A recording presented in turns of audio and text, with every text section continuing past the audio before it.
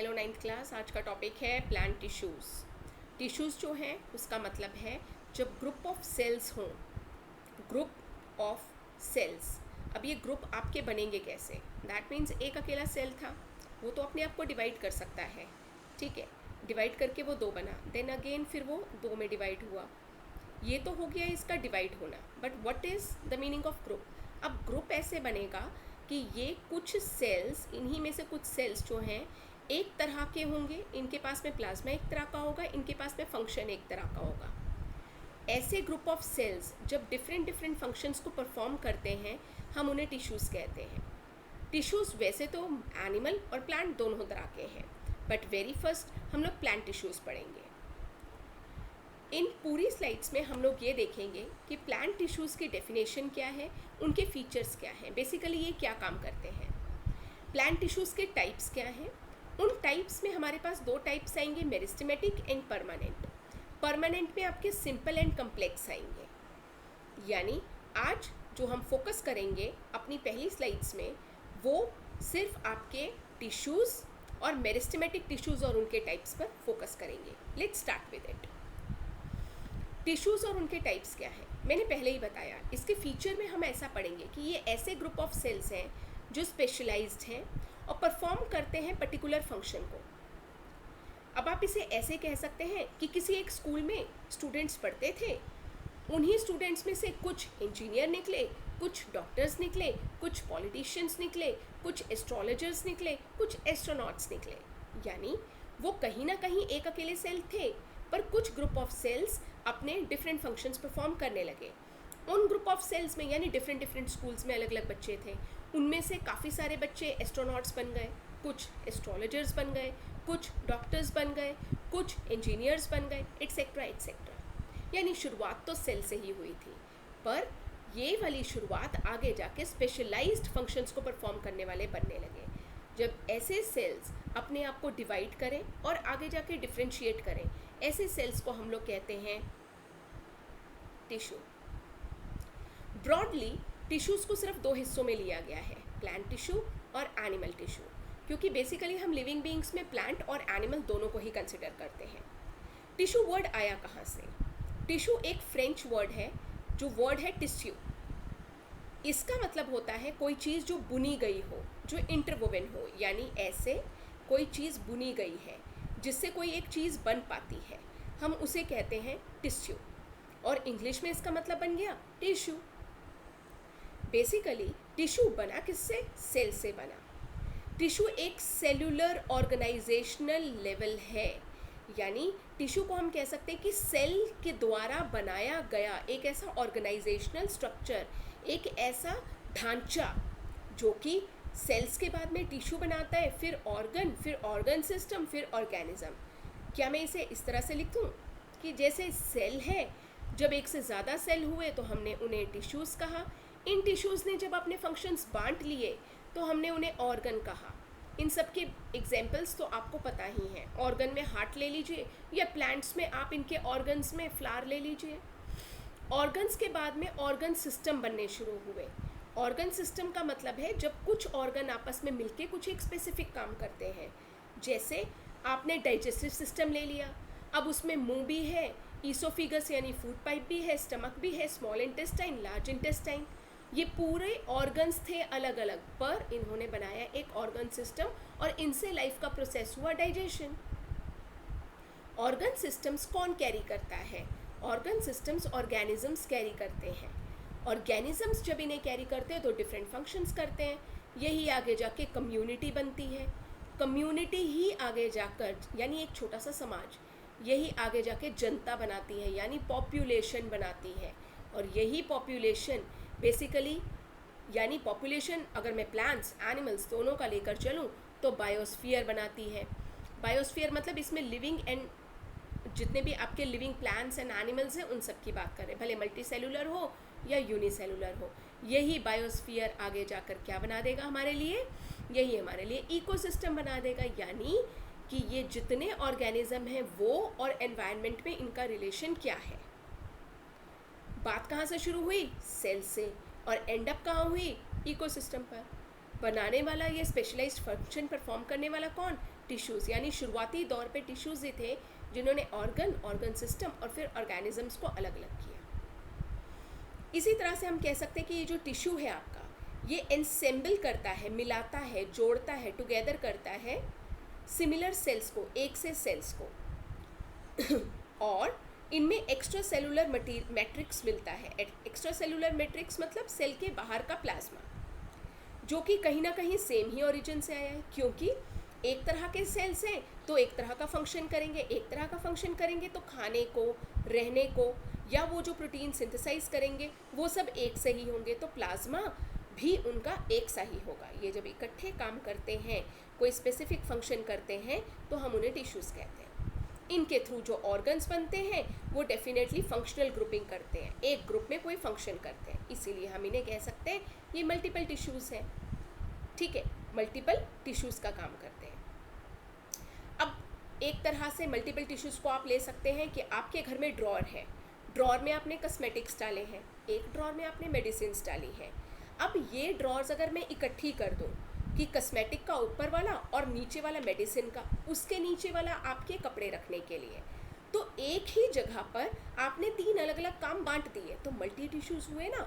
ऊपर का सिर्फ और सिर्फ एक काम करेगा, बीच वाला ड्रॉर सिर्फ और सिर्फ एक तरह का काम करेगा, नीचे वाला एक और अपने तरफ से अलग काम करेगा। तो एक तरह से देखा जाए मल्टीपल टिश्यू सिस्टम है ये। इसे आगे पढ़ने के लिए हम लोग सबसे पहले देखेंगे कि प्लांट टिश्यूज़ कितने हिस्सों में बटा है। जो वेरी फर्स्ट हिस्सा है दैट इज़ मेरिस्टेमेटिक। जो मैं ये वाली स्लाइड आपको बताऊंगी ये मेरिस्टेमेटिक और उसके टाइप्स के लिए बताऊंगी, और आगे के सेशंस में, आगे के लेक्चर्स में जो मैं बताऊंगी वो परमानेंट से रिलेटेड बताऊंगी। तो दैट मीन्स प्लांट टिश्यूज़ 2 हिस्सों में अपने लोकेशन के अकॉर्डिंगली बटे हुए हैं। इनकी लोकेशन के अकॉर्डिंगली बटे हैं, और ये लिविंग हैं या फिर मैच्योर हो चुके हैं कि नहीं, या फिर अपने आप को फर्दर डिवाइड करेंगे कि नहीं, या फिर ये प्राइमरी सेल्स हैं कि नहीं, उसके हिसाब से ये अपने आप को डिवाइड करते हैं। तो सबसे पहले तो ये है प्राइमरी सेल्स वाले मेरिस्टेमेटिक टिश्यू। ये लिविंग है, अपने आप को डिवाइड करते रहते हैं, क्योंकि इन्होंने साइज़ देना है, हाइट देना है, गर्थ यानी कि डायामीटर देना है अपने प्लांट्स को। ये 3 तरह के हैं, एपिकल, इंटरकैलरी और lateral. Let's see about it. Meristematic tissues, जो मेरिस्टेमेटिक टिश्यूज़ है वो प्लांट बायोलॉजी में इसका मतलब आता है लिविंग टिश्यूज़। ये कंटेन करते हैं अनडिफरेंशिएटेड सेल्स। अभी इनके फंक्शंस परफॉर्म नहीं हुए, अभी इन्होंने अपने आप को स्पेशलाइज्ड नहीं बनाया, बस लगातार डिवाइड हो रहे हैं ताकि एक प्लांट का रूप बन सके। अगर ये रूट में लगे हैं तो रूट को आगे जाके बढ़ाते रहेंगे, शूट में लगे हैं तो शूट को बढ़ाते रहेंगे, ब्रांचेस में लगे हैं तो ब्रांचेस को बढ़ाते रहेंगे। ये अनडिफरेंशिएटेड है, अभी इमेच्योर है, लगातार बढ़ते जा रहे हैं, लिविंग सेल्स हैं। ये 3 तरह के मिलते हैं, एपिकल, दूसरा है इंटरकैलरी, तीसरा है लेटरल। एपिकल का अपने आप में मतलब है एपेक्स में लगना। कहाँ पर लगना? एपेक्स। एपेक्स किसी भी प्लांट का वो पार्ट है जो किसी की टिप बोली जाती है। अगर मान लीजिए मेरे पास में ये एक स्टेम है और यहाँ पर रूट है, मैंने इस स्टेम को ऐसे दिखाया, देखिए ये स्टेम देखने में ऐसी है। इस हिस्से में स्टेम के, ये ऊपर वाले हिस्से में स्टेम के जो सेल्स मिलेंगे वो एपिकल है। इसने सिर्फ हाइट देते जाना है किसी भी प्लांट को। अब ले लीजिए आप रूट, मान लीजिए मैंने ये रूट लिया, ये रूट आगे जाकर ऐसे गई, यहाँ गई, इधर गई। ये जो नीचे इस तरफ जितने भी आपके सेल्स लगे हैं जो कि आगे रूट को एक लेंथ देते हैं, नीचे भेजते हैं, that is known as apical tissues at the root tip. Intercalary कौन से हैं? ये मिडल में होते हैं, मिडल में होते हैं, इसे हम आगे पढ़ेंगे। और लेटरल कौन से हैं? जो साइड्स में होते हैं। इनमें से एक आपका लेंथ बढ़ाएगा और इनमें से एक आपका गर्थ या डायमीटर बढ़ाएगा। मेरिस्टेमेट जो आपके टिश्यूज़ हैं वो स्मॉल ग्रुप है, धीरे धीरे डिवाइड होते हैं ये सेल्स और अपने आप को ग्रो करते जाते हैं, क्योंकि लिविंग है तो लगातार अपने आप को डिवाइड करेंगे, और लिविंग रहेंगे तो दैट मीन्स इमेच्योर है, यानी अभी पूरे तरह से बने नहीं हैं। ये कॉमनली इनको सेंट्रल जोन कहा जाता है, क्योंकि इन्हीं से ही सब कुछ, एक तरह से अगले सेल्स जैसे हम परमानेंट टिश्यूज़ कहें, ये सब इन्हीं से बनते हैं, इन्हीं की मेच्योरिटी से बनते हैं, इन्हीं के स्पेशल फंक्शन परफॉर्म करने से बनते हैं।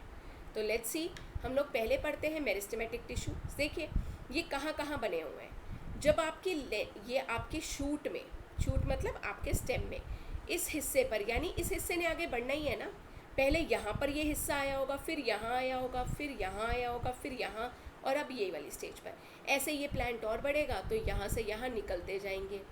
ऐसे हिस्सों में जब एक हाइट बढ़ रही है किसी शूट की, तो वहाँ पर जो स्टेम, जो आपके टिश्यूज़ लगे हैं उन्हें हम एपिकल मेरिस्टेम कहते हैं। और जो रूट्स के नीचे यानी इसकी लेंथ बढ़ाने वाले लगे हैं उन्हें हम रूट एपिकल मेरिस्टेम कहते हैं। आइए इनके बारे में पढ़ते हैं।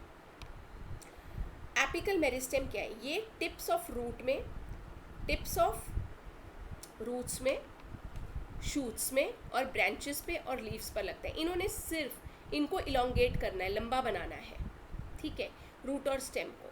ये रिजल्ट करते हैं ताकि प्लांट की हाइट बढ़ सके, और ये प्राइमरी ग्रोथ है। यानी जब तक हाइट नहीं बढ़ेगी इसको तुम गोलाई कैसे दोगे, या फिर तुम ये कैसे जांचोगे कि भाई आपके ब्रांचेस इतने सेंटीमीटर की दूरी पे होनी चाहिए या कैसे भी। तो सबसे पहली ग्रोथ रूट और शूट टिप की होती है, यानी शूट अपने आप को स्टेम ऊपर बढ़ाती है, रूट अपने आप को नीचे बढ़ाती है। सिर्फ किसकी वजह से?